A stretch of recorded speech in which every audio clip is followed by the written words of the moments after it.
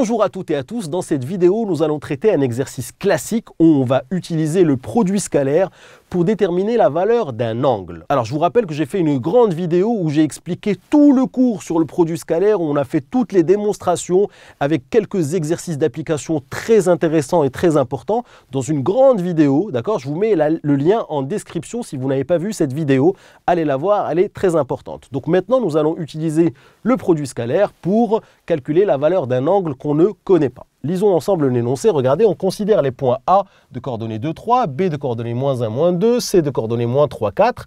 Déterminer la valeur approchée à 0,01 près en radian de l'angle BAC. Alors, ce que je vous propose ici, c'est de faire de représenter ces points dans un repère orthonormé. Donc, nous avons ici un repère orthonormé. Je vous rappelle qu'un repère orthonormé, ce sont deux axes, l'axe des abscisses, l'axe des ordonnées, avec ici un angle droit. Et attention ici, cette distance-là, c'est égal à cette distance-là. C'est ce qu'on appelle un repère orthonormé. Alors, plaçons les points A, 2, 3. Donc, A, 2, 3, 1, 2, 3. Hop, le point A se trouve ici. Donc, le point A ici, c'est 2, boum, 3. Le point B, -1, -2, -1, -2. D'accord? Donc, je vous conseille vivement à chaque fois de faire un schéma. D'accord? Ici, le point B, hop, -1, -2 pour voir si vos résultats sont cohérents. Ici, c'est -3, 4, -3, 4, -1, -2, -3, 4, 1, 2, 3, 4. Nous sommes ici. Hop, hop, hop, hop. Donc ici, nous avons le point C de coordonnées -3, 4. Très bien. Alors, qu'est-ce qu'on vous dit ici? On vous dit déterminer la valeur approchée de l'angle BAC. BAC, il est où cet angle-là? C'est l'angle de sommet A. Donc, il est ici, hop, hop. Et puis ici, boum, alors on va essayer d'être, hop, voilà. Donc là, c'est l'angle BAC. Donc on vous demande ici de déterminer la valeur de cet angle-là. Alors, je vous rappelle que nous avons une expression du produit scalaire, la première qu'on a vue, qui fait intervenir le cosinus d'un angle. Donc c'est celle-ci qu'on va rappeler ici. On sait que U scalaire V, c'est la norme de U fois la norme de V, fois le cosinus de l'angle orienté UV. Angle orienté UV. Alors disons ici que l'angle qu'on cherche ici, c'est celui-là, c'est BAC. Et BAC ici, on peut aussi dire que c'est l'angle orienté AC-AB, d'accord?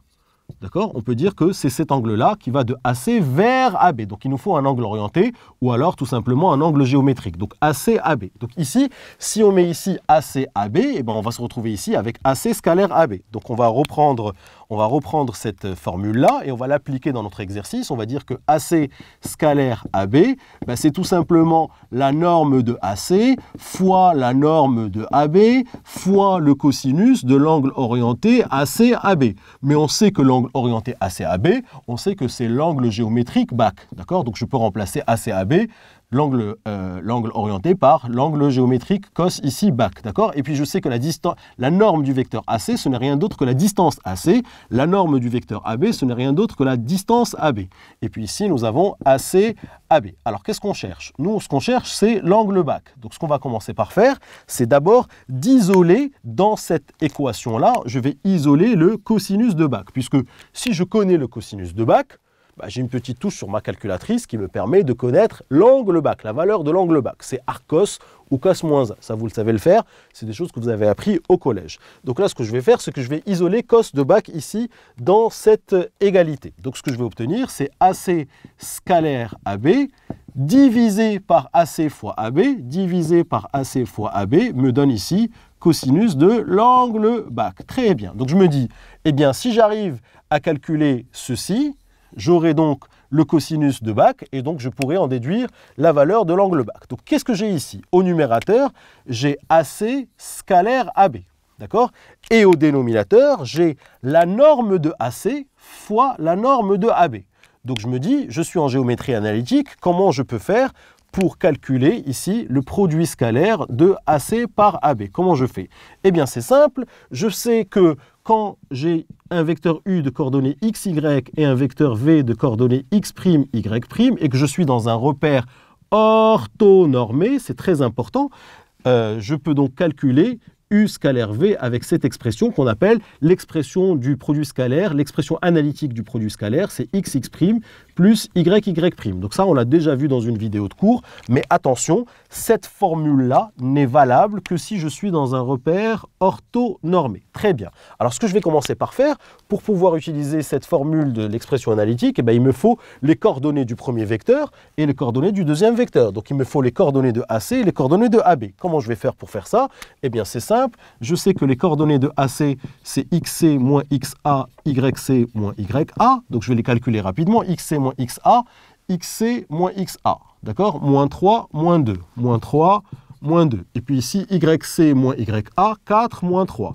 Donc ce qui me donne ici, simplement, moins 3 moins 2 me donne moins 5, et 4 moins 3 me donne 1. Donc voici les coordonnées du vecteur AC. Pareil pour les coordonnées du vecteur AB, je sais que c'est XB moins XA, et puis je sais que c'est YB moins YA. Donc XB moins XA, moins 1, moins 2, moins 1, moins 2, moins 2, moins 3. Donc ici, moins 2, moins 3. Moins 1, moins 2 me donne moins 3, et moins 2, moins 3 me donne ici moins 5. Donc je vérifie quand même mes calculs. XC moins XA, moins 3, moins 2 me donne moins 5.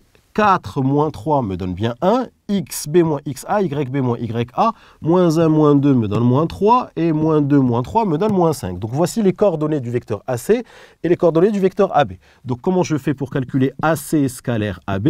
Eh bien c'est tout simplement la première coordonnée fois la première coordonnée de AC fois la première coordonnée de AB. Donc c'est moins 5 fois moins 3 multiplié par la deuxième coordonnée de AC fois la deuxième coordonnée de AB. Donc fois 1 fois moins 5. Donc moins 5 fois moins 3 plus 1 fois moins 5. Moins 5 fois moins 3 me donne 15.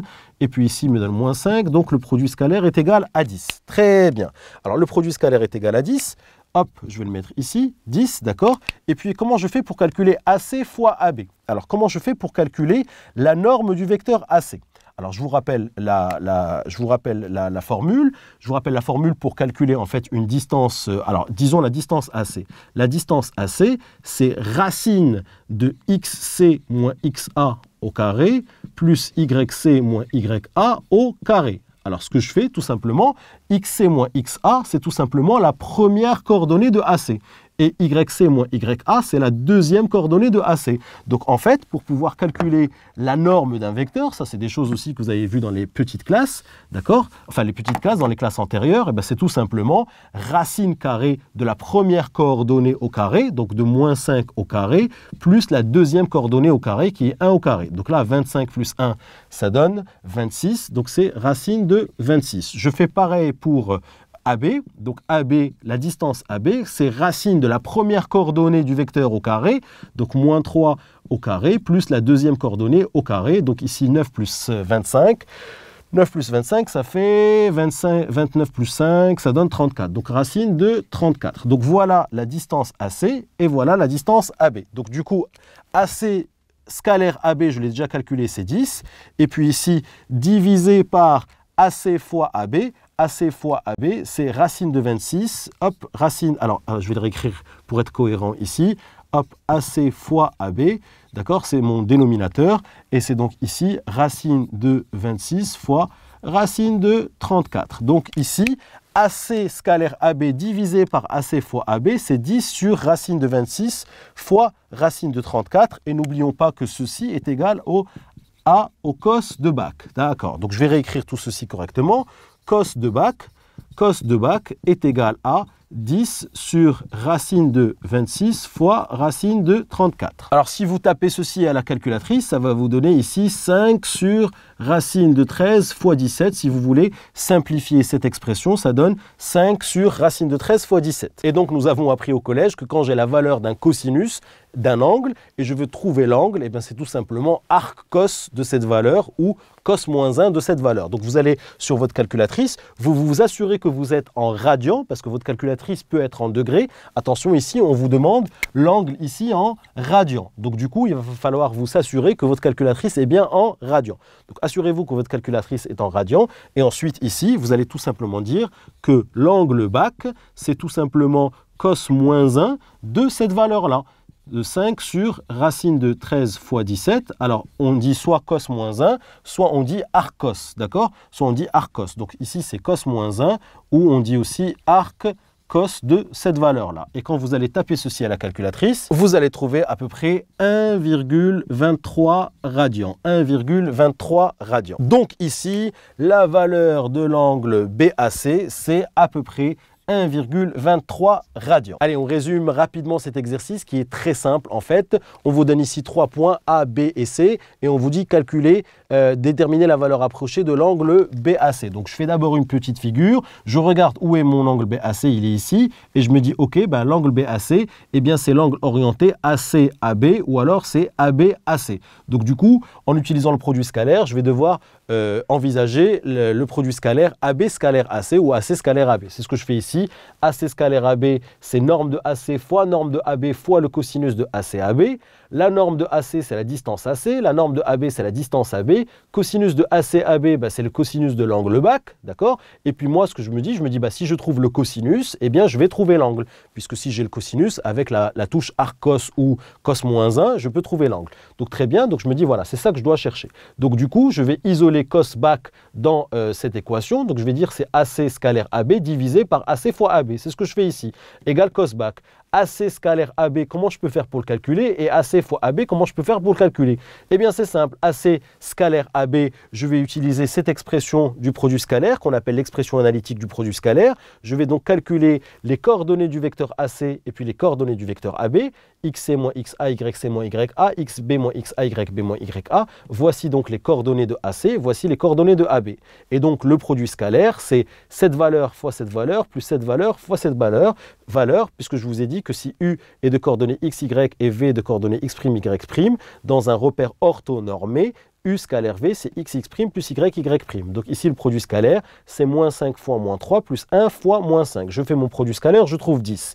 Donc ici, AC scalaire AB, c'est bien 10. Comment je fais pour calculer AC fois AB? AC fois AB, ce sont le produit des normes de AC par AB. Comment je fais pour calculer la norme d'un vecteur, c'est-à-dire la distance entre deux points? Eh bien, j'ai une formule ici, c'est racine de la première coordonnée du vecteur au carré plus la deuxième coordonnée du vecteur au carré. Racine de moins 5 au carré plus 1 au carré. Et ici, la distance AB, c'est racine de moins 3 au carré plus moins 5 au carré. Donc, je trouve ici la distance AC, la distance AB. Donc, AC fois AB, ça donne racine de 26 fois racine de 34. Donc, ce quotient-là est égal à 10 sur racine de 26 fois racine de 34. Et ce quotient, ce n'est rien d'autre que le cos de l'angle que je cherche, qui est cos de BAC. Donc, cos de BAC, c'est cette expression-là, hop, c'est cette valeur-là, pardon. Cette valeur, je la tape à la calculatrice, eh bien, ça me donne cette valeur. C'est juste pour simplifier, mais on n'avait pas besoin de simplifier. Et donc, du coup, une fois que j'ai le cosinus de cet angle, je peux trouver l'angle en faisant cos moins 1 ou arc cos de cette valeur. Et bien sûr, il faut s'assurer que vous êtes bien en radian, puisqu'on vous demande ici le résultat en radian dans l'énoncé. Donc voilà cet exercice classique, application directe du produit scalaire. Si tu as aimé cette vidéo, n'oublie pas de t'abonner à ma chaîne en cliquant sur le bouton en bas. Tu seras averti à chaque fois que je vais poster une nouvelle vidéo. Et surtout, n'oublie pas d'aller jeter un petit coup d'œil à mon site kifflesmaths.com. Je t'ai mis ici le lien à ta droite. Sur le site, je te propose plein d'autres ressources et te réserve évidemment des surprises. À tout de suite sur kifflesmaths.com.